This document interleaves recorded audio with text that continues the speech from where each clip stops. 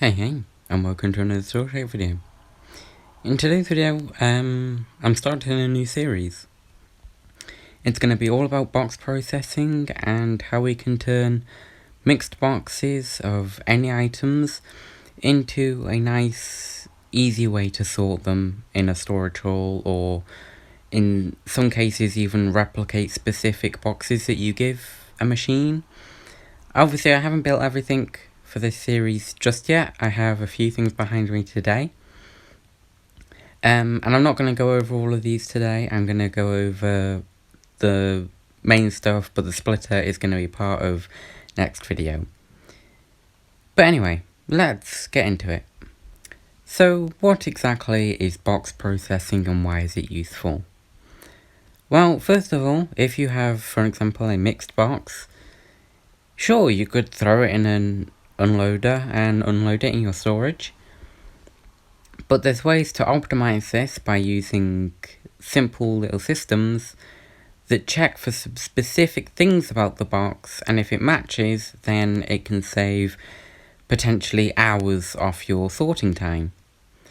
So first of all, we'll start with what these boxes are here, because these are going to be pretty important for what I'm showing you today. So green boxes are empty. The yellow ones, the orange ones, just mean it has any amount of items between 1 and 1727. I'll explain why later. And this one is just completely full. So,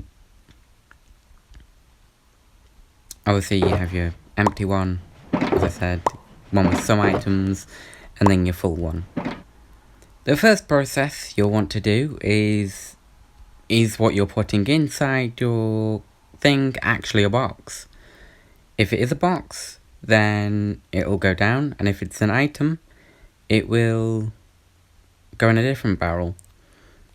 I will point out they are labelled wrong.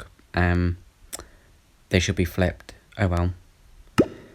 But if I just throw in a box and some items, what you'll see is you get your items into here and your box into here. Now, this is a pretty standard design with just some really basic hopper locking behind it. But I also made this version, which is slightly bigger, but in my opinion, this is easier to fit into places. Which is observerless. It does have a single buffer item in there, but it's not really a huge problem. But yeah, so now we have a way to separate boxes and items, which is good, because then you can throw your items into a mixed loader or something.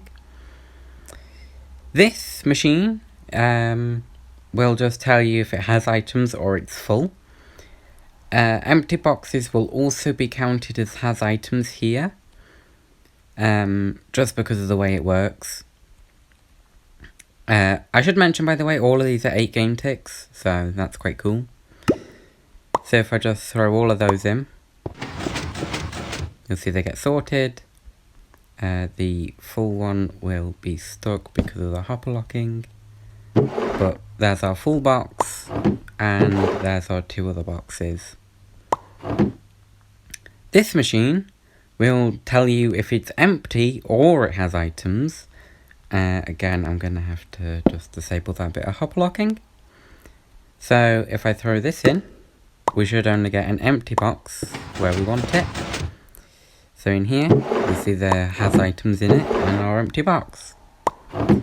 Now, sure, you could link these together, have a water stream linked to the other one, but in Storytech, it's significantly better to do as many things as you possibly can in the same machine. So we can actually combine these 2 sorters into one fill level sorter, and you'll see it has 3 outputs, is empty, is full, and it has items.